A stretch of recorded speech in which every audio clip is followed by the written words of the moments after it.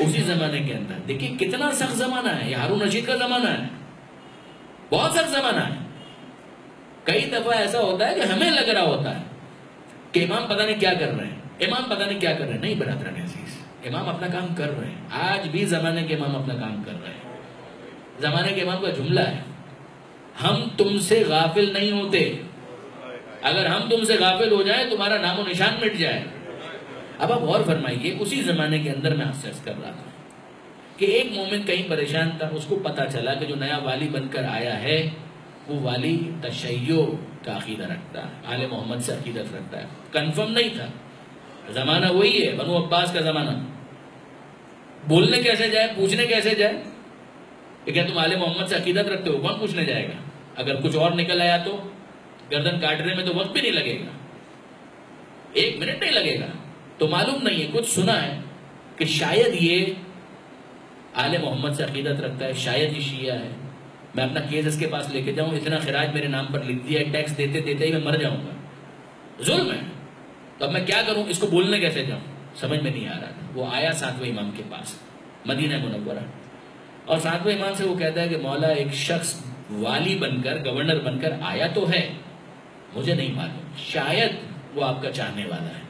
امام نے مسکرا کر اس کو دیکھا، تصدیق کی کہ ہاں وہ ہمارا چاہنے والا ہے۔ کہا مولا میرا یہ مسئلہ ہے، اگر آپ کوئی تحریر دے دیں تو میرا کام بن جائے گا۔ اب جملہ سنیے، شیخ عباس قمی ہی کا حوالہ دے رہا ہوں، اثر المقال منتل اعمال کا ترجمہ، اس کے اندر یہ جملے کہ امام نے ایک جملہ لکھا، لمبی کہانی نہیں ہے، ایک جملہ لکھا۔ امام نے کیا لکھا؟ بسم اللہ الرحمن الرحیم، سلام کے بعد، ان اللہ تحت عرشہ ذلًا، کہ اللہ کے عرش کے نیچے ایک سائے کی جگہ ہے جس میں اس کو رکھا جائے گا، لا یسکنہ الا من اسدى الی اخیہ معروفا، اس سائے میں جگہ اس کو ملے گی جو ان 3 میں سے کوئی ایک کام کرنے والا ہو۔ قیامت کے دن ان اللہ تحت عرشہ، اس کے عرش کے نیچے، یعنی کہ VIP جگہ ہو گئی کہ جہاں پر اگر کسی کو جگہ مل جائے تو اس کے خوش قسمت ہونے میں کیا شبہ ہو سکتا ہے۔ تحت عرشہ، عرش خدا کے نیچے، ذلًا، ذل کہتے ہیں زوئیں کے ساتھ سائے کو، کہ وہ جگہ، سائے سے مراد کیا ہے؟ سائے کا کام ہوتا ہے بچانا، سورج کے مقابلے میں سایہ مل جائے، یعنی عذاب خدا کے مقابلے میں اگر کسی کو وہاں جگہ مل جائے تو اس کے خوش قسمت ہونے میں کیا شبہ ہو سکتا ہے۔ تحت عرشہ ذلًا، سایہ ہے، لا یسکنہ، وہاں جگہ نہیں ملے گی، مگر اس کو، الا، وہ کون ہے کہ جس کو وہاں پر جگہ ملے گی؟ ان 3 میں سے کوئی ایک کام کرتا ہو، الا من اسدى الی اخیہ معروفا، لفظوں پر غور کیجئے گا، اس کو وہاں جگہ ملے گی جو اپنے بھائی کے ساتھ کوئی نیکی کا سلوک کرے، یا او نفس عنہ کربتن، یا اپنے بھائی کی کسی مصیبت کو اس سے دور کرے، او ادخلا، یا ادخلا، داخل کرے، علی قلبہ، اپنے بھائی کے دل میں، سرورن، خوشی کو، سرور کو، کچھ ایسا کرے کہ اس کا بھائی راضی ہو جائے۔ وَهَذَا أَخُوكَ، اور یہ جس کو میں یہ پرچی دے رہا ہوں یہ تیرا بھائی ہے، والسلام۔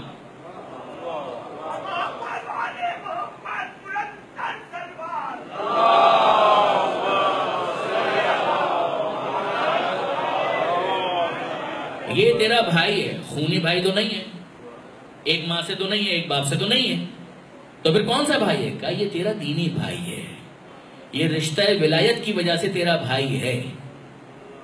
بس اتنا اس کو کہا، لکھ دیا، پرچی دے دی، کہا آگے تیرا نصیب۔ وہ لے کر پہنچا، اسی والی کے گھر پر پہنچا، پوری تفصیل لکھی ہے شیخ عباس قمی نے، میں تو خلاصہ عرض کر رہا ہوں۔ وہ پہنچا، پیغام بھجوایا کہ بھائی میں امام کی طرف سے آیا ہوں، مدینے سے آیا ہوں۔ امام کا ایک لقب صابر، نام بھی نہیں لیتے تھے۔ حالات تو آپ ذرا دیکھیے، آج کل حالات بہت خراب، بہت مشکلات، بہت پریشانی ہے، میں بھی مانتا ہوں، واقعا جو کر سکتا ہے اس کو کرنا چاہیے، مگر اگر آپ یہ تاریخ پڑھ لیں، تاریخ تشیع، تو پھر اس کے بعد لگے گا کہ اس وقت تو ہم لوگ بہت راحت میں ہیں، کھل کر مجلس کر رہے ہیں، بیٹھے ہوئے ہیں، نام لے رہے ہیں امام کا۔ اس نے تو اندر پیغام بھی بھجوایا، تو امام موسیٰ کاظم نہیں کہا، امام صابر کی طرف سے آیا ہوں، صبر کرنے والے امام کی طرف سے۔ پیغام اس کو اندر پہنچ گیا، وہ بھی سمجھ گیا کہ اس طریقے سے کون یہ پیغام لے کر آیا ہے، یہ تو کوئی میرا اپنا لگتا ہے۔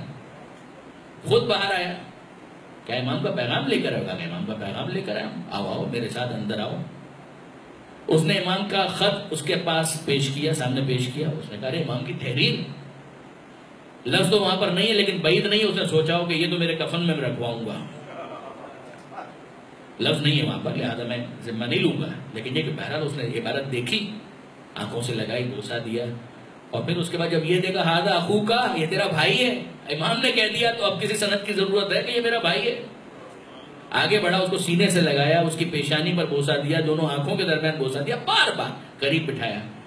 امام نے یہی تو لکھا ہے کہ جگہ اس کو ملے گی تحت عرش اس سائے میں کہ جو اپنے بھائی کے ساتھ یا نیکی کرے یا اس کی مشکل کو حل کرے اور یا اس کے دل میں سرور کو داخل کرے, خوشی کو داخل کرے. اس نے کہا تیرا مسئلہ کیا ہے؟ کہا میرا یہ مسئلہ ہے, اتنا خراج خواہ مجھ پر ڈال دیا گیا ہے, آپ سے پہلے جو والی تھا اس نے یہ مجھ پر ظلم کیا, اگر یہ آپ مسئلہ میرا حل کرتے ہیں آپ کی بڑی مہربانی. کہا کہ نہیں, یہ تو ہو گیا, یہ مسئلہ تو حل ہو گیا, ظلم ہی تو تھا. اس امام کا ماننے والا کسی ظلم کو باقی کیوں رہنے دے گا؟ جب دوسروں پر ظلم نہیں کرنا تو اپنے پر کیوں ظلم کرنے گا؟ خراج کا رجسٹر منگوایا, اس میں سے نام اس کا نکلوایا, کہا کہ نہیں یہ ساری چیزیں ویو کر دیں, کوئی ذمہ داری تمہاری نہیں ہے. مگر نہیں, اب تو تم بھائی ہو, صرف اتنے پہ تو اکتفا نہیں ہوگا, یہ تو تمہارا مسئلہ تھا, ایک مشکل تھی, نفس عنہ قربتن, اور بھی تو مجھے کچھ کرنا ہے, نیکی بھی کرنا ہے اور ساتھ ہی ساتھ تمہارے دل کے اندر خوشی بھی داخل کرنی ہے.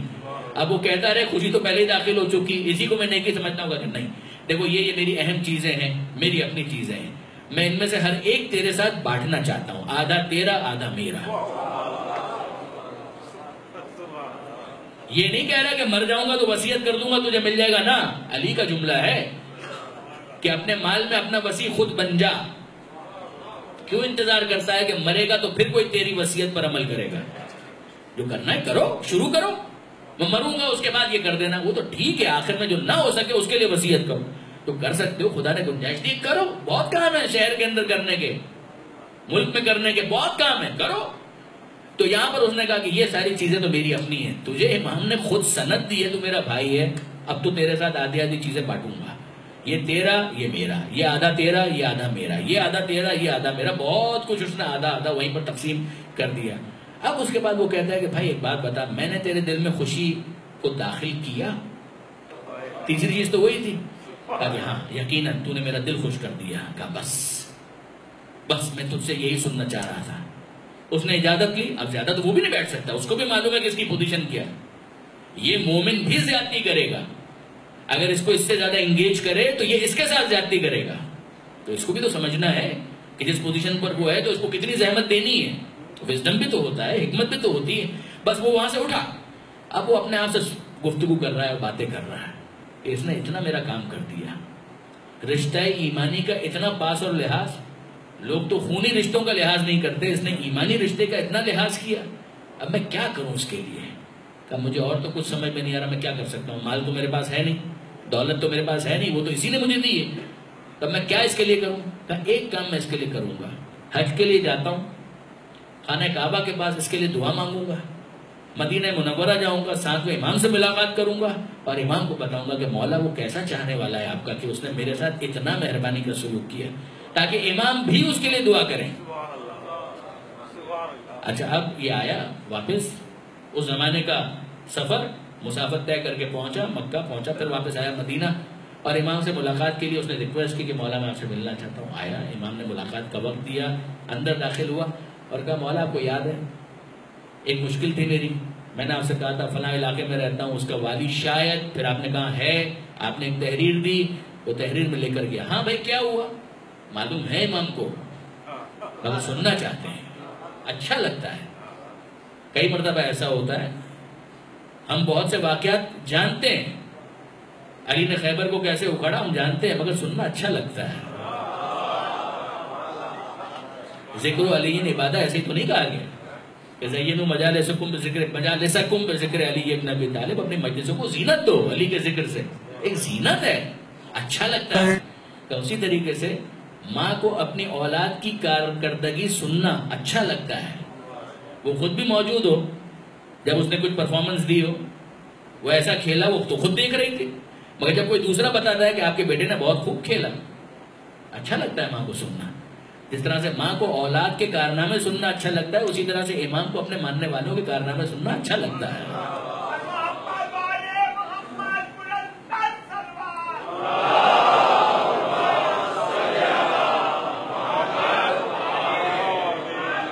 تو اب امام کیا کہتے ہیں کہ ہاں بھائی بتاؤ پھر ہوا کیا؟ کہا مولا میں گیا اس کے پاس، کہا پھر کیا ہوا؟ کہا مولا اس نے میرا استقبال کیا، پھر کہا اپنی چیزوں کو میرے ساتھ بانٹا، پھر کہا مولا اس نے وہ تمام تر جو ظلم مجھ پر ہو رہا تھا اس کے اختیار میں تھا، اس نے ویو کر دیا۔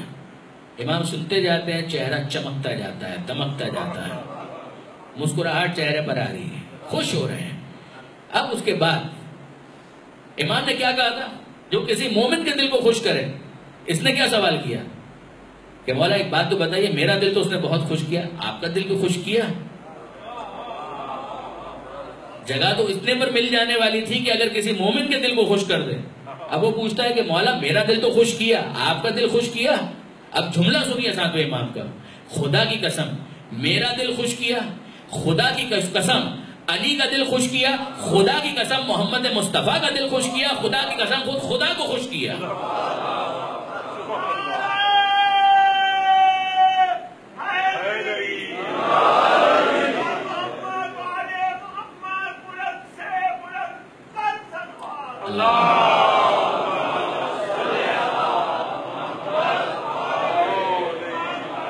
بس برادران عزیز، خوشیاں بانٹیں، جتنی خوشیاں بانٹ سکتے ہیں بانٹیں۔ اگر کسی پر ہونے والے ظلم کو روک سکتے ہیں روکیں، اگر کسی کی پریشانی کو دور کر سکتے ہیں اس پریشانی کو دور کریں۔ اگر غیر ہے تو کچھ اپنا ہو جائے گا، اگر اپنا ہے تو اور زیادہ اپنا ہو جائے گا، اور وہ اگر اپنا ہو گیا تو زمانے کا امام بھی آپ کا اپنا ہو جائے گا۔